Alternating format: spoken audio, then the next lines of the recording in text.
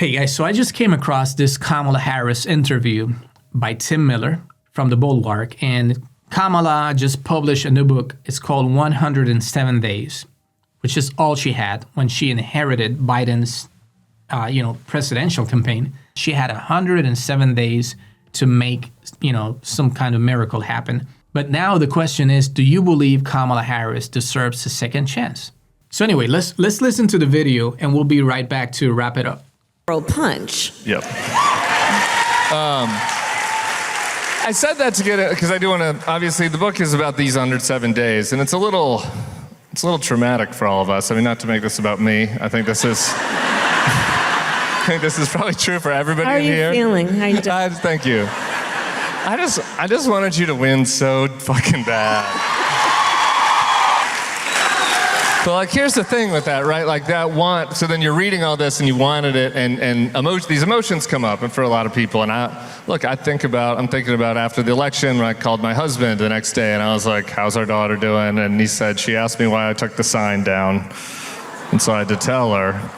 And I just, and so we think about the weight of all that, and I think that people process it differently, and some people get pissed, and some people get sad, and some people want to check out. And so before we get into all the details, because some of those emotions might come out, I just wonder, how do you deal with, the weight of all of us that was on you? Yeah. Do you think about it? Maybe you don't think about it. No, I mean, I write about it in the book. We had 107 days, and I was acutely aware of the stakes. And at the end of every day, each of those 107 days, my prayer included asking God and prayed that I did everything that day I could possibly do. I knew how high the stakes were. And one of the most difficult chapter that I wrote in the book was about election night. And I will tell you, when I learned of the result of the election that night, I felt an emotion I have not felt since my mother died. I was grieving, and grieving for a while, and I was grieving on behalf of the people that I knew would be harmed. I knew what was going to happen. I predicted just about everything except the capitulation. I didn't predict that. But I knew what it was going to mean, Tim. I write about it. I was so inarticulate. I couldn't say anything except, my God, my God, my God, my God, when I learned the results. And, we were there in DC because then, of course, the election happened. And then as Vice President of the United States and President of the Senate, it was my constitutional duty to certify the election, and I would be, if I wasn't going to fulfill my constitutional duty with dignity and purpose. And that was January 6th, and some people don't know that 4 years before, on January 6th, well, of course, you know that I was vice president-elect that day, but I also was I was serving on the Senate Intelligence Committee, so I was still a senator and vice president-elect. So that day, 4 years before, on January 6th, I went to my committee meeting, and then after that, I went to the DNC offices to make calls to thank people. And I was sitting in the DNC offices when Secret Service rushed in and said, you have to leave right now. Because there was an active pipe bomb within feet of where I sat. And then they took me to a secret undisclosed location, which was my apartment. I don't live there anymore, I can tell you now. And I sat there watching and then having calls with my Senate colleagues who were all basically in a bunker while it was happening. And then well past midnight, I went back to the Senate when Mike Pence did his duty to certify the election. So I was there on January 6th to certify the election in 2024, understanding that this otherwise kind of almost ceremonial job of a vice president became one of the most important acts of one of the highest officials in our country around our belief in the integrity of our democracy and our Constitution. It has taken me a long time to process. Yeah. Because there was so much going on. But the emotions have been the full range of the emotions I think many of us have felt. And I think it is important to go through and process one's grief, their anger, sadness, and now, and take a rest, and that includes taking a minute even now, so that we can regain our sense of our purpose, which is to fight, and to understand that our fight is for something. It is for something. It is not against, it is for something, and we cannot in this moment in time afford to be with our covers over our heads saying, "Wake me up when it's over." Yeah. That's not an option. That's not an option. I want to go back in time in a second, but since you left it right there about how the fight is for something, I wonder how you would describe that and describe what it is that we're fighting for right now. Because I think one thing I look back on in like the weeks before the election that made me a little nervous was I had James Carville on, and I was asking him, I was like, I know what was on your whiteboard for Clinton. I'm not sure what it is right now. Like, what is on our whiteboard? Like, how would you define that? Like, both either for your campaign or like going forward right now? Like, what is it? Yeah, I was talking with someone, I was doing an interview earlier, and I was asked about, what is the vision for the Democratic Party? What do we stand for? What is the future? And here's how I feel about it. We have to, and we must, and we will fight for affordable health care. We fight for affordable child care, the extension of the child tax credit.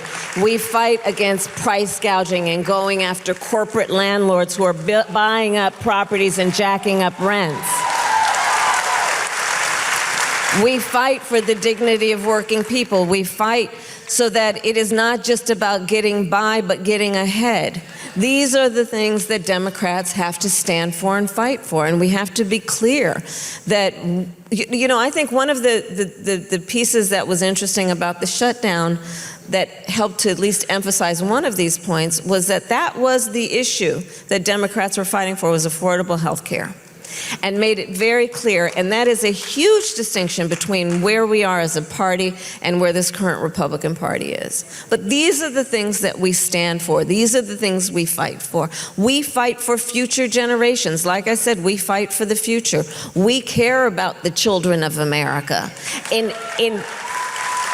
the course of their life, from the time that they need preschool, and we need to have pre-K through funding public schools and paying public school teachers. There you go. So, tell me how you feel about it. Do you think Kamala Harris deserves a second chance?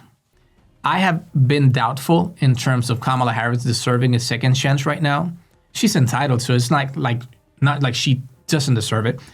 But for instance, I'm anticipating that if she runs again, this is going to be kind of a deja vu.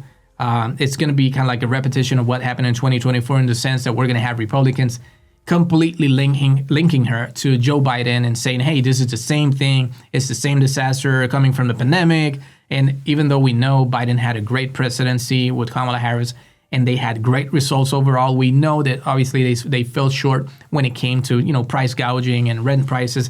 People didn't feel it as much in their pockets. So Kamala Harris had just 107 days. I believe she was dealt a very, very bad hand and didn't have much of a choice. She didn't have time to kind of like grow into that position and saying, hey, this is what I want to do. Let me visualize and think and, just take some time to like get my act together to now announce that I want to run. No, it's like, hey, here you go. You can get the keys. You turn on the car, start driving, right? But now that I hear a more mature Kamala Harris, I have been doubtful myself, but now I think I got a different perspective. And I believe that she deserves a second chance. And probably you may, I don't know, reach the same conclusion that I did.